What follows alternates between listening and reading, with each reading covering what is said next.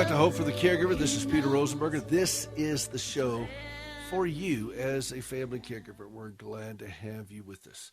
If you want to be a part of the show, 877-655-6755. This segment is brought to you by MyPillow, which, by the way, I'm going to get a new pillow topper and some more sheets from them and use the promo code Caregiver and get a big discount. I love these products. And you can wash them and so forth in the dryer because I don't like to have pillows be transported around, whether I'm having to go to a hospital or some type of other place. And you just feel like, it's just, I want everything clean. And these things you can just throw in the washer, and they're great. And the pillow toppers are amazing. It's a great product, and I want you to take advantage of promo code Caregiver and get a discount off. We're joined today by a woman who's written a new book, and she lost both of her parents to Alzheimer's, 20 years apart. She cared for her dad. I think it was her mother first and then her father, and it clearly profoundly affected her. And her name is Rayna Neises. She is speaking into the lives of fellow caregivers who are going through very similar things. I'm just thrilled to have her on the show today. So, Rayna, welcome to the show. Thank you, Peter. It's great to be here. Tell us a little bit about the journey that you had as a caregiver. Was it your mother that you cared for first? Yes, unfortunately, I was only 16 years old when my mom was diagnosed with Alzheimer's. So she was 53, and, as a teenager, that's a really difficult thing. I think it's hard to even understand your parents are human, right? At that age, you're just so focused on your own world. And so that diagnosis was really difficult, obviously, to even understand. And she became nonverbal within 3 to 4 years of her diagnosis. She lived 12 years with the disease at home with my dad as her primary caregiver, and me trying to step in and offer that support anytime that I could. Did she become, we've talked a lot about early onset here, and did she become violent through this process? I'm asking because a lot of the folks that we dealt with early onset, that's what happened. Right, I understand that, and we were blessed as a family. Neither of my parents were very violent. My mom was just a really quiet type personality anyway, but no, she did not. She wasn't able to speak, so she wasn't able to communicate, but she really didn't get too frustrated. She seemed to just be real easy to deal with. We had a lot of things as a caregiver that bathing and feeding, but we were blessed in that she never was incontinent. So we just kind of kept her on a regular schedule, and those types of things seemed to be easy for us to handle with her. That's amazing, given the horrificness of this disease and so many caregiving experiences, that you learn to be grateful for the small things. Well, it's not a small thing with incontinence and so forth. That speaks volumes of you guys, that you learn to be grateful for what you had, not be miserable about what you lost. And I know that was very painful to go through that. You got her squared away, and as you took care of her, and all was, within 10 years after that, your father was diagnosed? Right. We were about 7 years after her passing that my dad had his diagnosis of Alzheimer's, and he lived with the disease for 14 years. So when he got that diagnosis, that had to have been a kick in the gut for all of you guys. You'd just been through this, and then you turn right around just when you're catching your breath, really. And then you get this diagnosis. Was he symptomatic before that? Did you start to see it? Were you thinking, oh my gosh, he's going to go too, he's going to have this too, or did it just kind of come up real suddenly, or how did that work? No, actually, my dad and I owned a franchise together, a Sylvan Learning Center, and I was the hands-on. He was the accountant and had all the business experience. And one day I was in my office, and he gave me a call, and he just said, Rayna, I'm worried. And I'm like, what's going on? And he said, I don't think that my memory is like it should be. And I said, oh, Dad, with Mom, we're just a lot more sensitive to that. I'm sure you're fine, but go to the doctor. Just go to the doctor and let them do the tests, and we'll see what comes out. And I didn't think that there was a problem.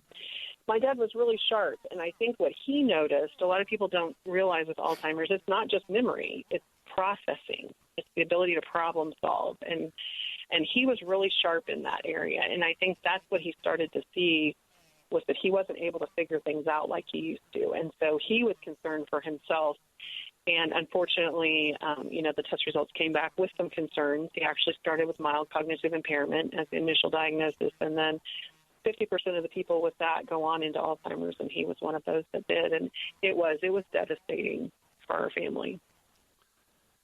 When you walked through that journey all the way to the cemetery with your father, and now both parents, you've done this, and you brought this considerable amount of experience that you've had, very different experiences, but that when you had both of them together and that have gone through this, even though they went through it some years separately, and you wanted to reach out to your fellow caregivers going through similar circumstances. And this book came out, A Season of Caring, which I love the title, by the way. That's kind of your whole thrust, what you do with reaching out to help mentor people along through this process of a season of caring. And I've used that term here on the show because there are seasons we will be doing this. Some seasons are a lot longer. In my case, I'm 35 years into this, and that's quite a long season. It's kind of like winter out here in Montana. We just got 5 inches of snow last week. Wow. So winter, the season of winter seems very, very long out here. We call it sprinter because it was kind of weird, by the way, John. And John is with us too, Rayna, longtime producer of the show, John Butler, and he is with us as well. But it's I went out and took pictures yesterday of the horses, and there was so much snow in the morning, but afternoon, a lot of it had melted in the sunlight, and the green grass was underneath it because I was going to have to mow the grass this weekend. And then I looked at the horses it's all green right where I am. And in the backdrop, you could see all the frosted trees. So it was like a Wow. mullet, a business in the front, party in the back kind of thing. But it's no, I kid. But tell us about A Season of Caring. So when did this kind of percolate in your brain of think, okay, this is something I want to take this experience I've had?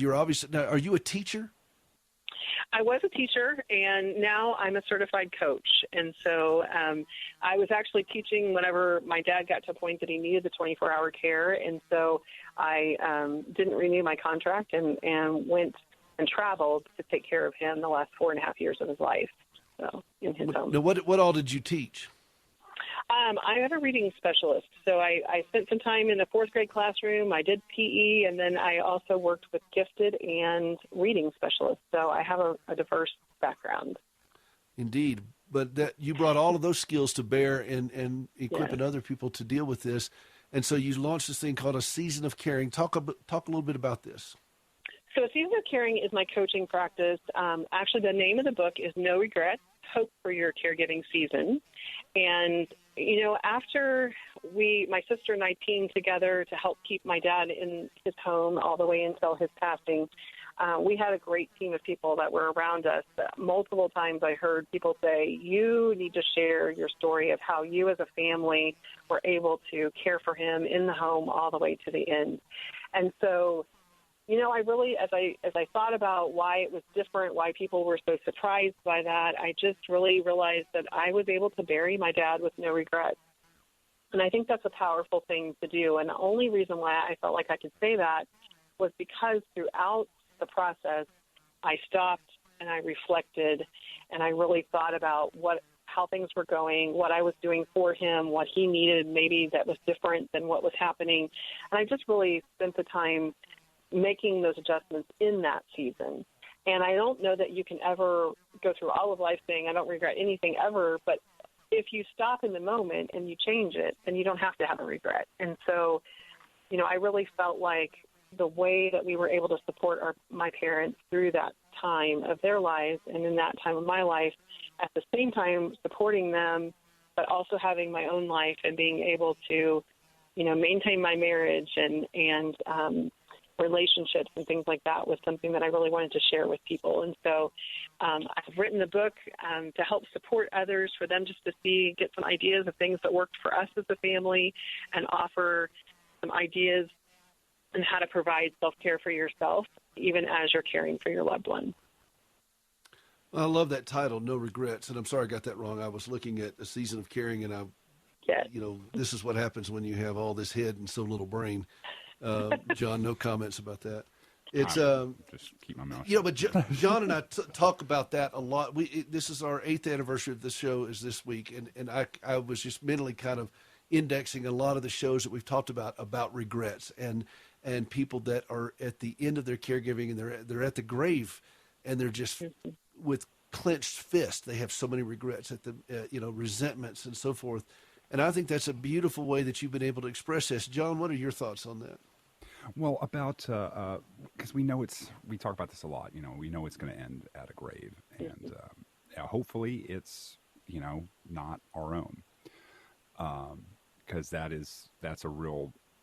would be the biggest regret. I think not being able to be there for the whole journey, and beyond that, I agree with you. That's a good title, good title, because that is something we deal with in a pretty rough way. So, well, it is, and no regrets doesn't imply there weren't tears and there weren't painful places. And I love the way you just say, if you get a chance to make amends or make adjustments along the journey, then you're able to effectively navigate through this thing, and you're learning. You're going to make mistakes. I mean, that no regrets doesn't mean no mistakes.